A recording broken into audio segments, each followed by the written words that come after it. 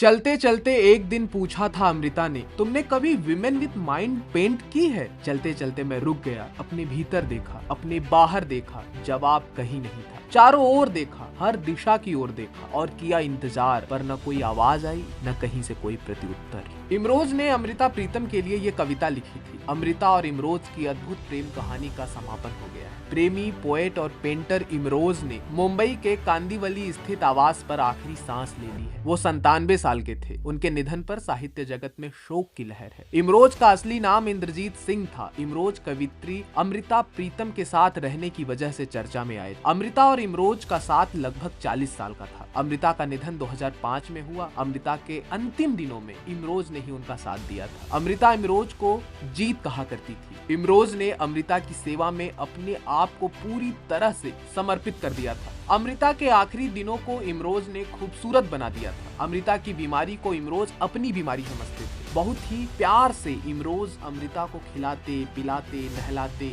और कपड़े पहनाते थे। अमृता बात करने के हालात में नहीं थी, फिर भी इमरोज उनसे बात करते थे, उन पर कविताएं लिखते थे। इतना ही नहीं, उनके पसंद के फूल भी उनको गिफ्ट किया करते थे।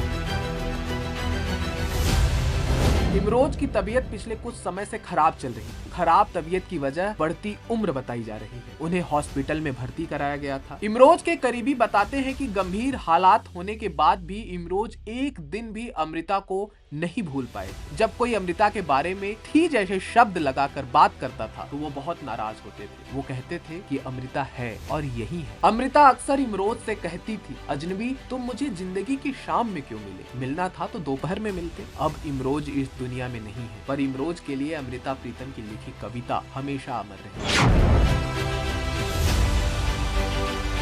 मैं तुझे फिर मिलूंगी, कहाँ कैसे पता नहीं। शायद तेरे कल्पनाओं की प्रेरणा बन तेरे कैनवास पर उतरूंगी, या तेरे कैनवास पर एक रहस्यमयी लकीर बन खामोश तुझे देखती रहूंगी। मैं तुझे फिर मिलूंगी, कहाँ कैसे पता नहीं। Bureau report, Bharat Shri.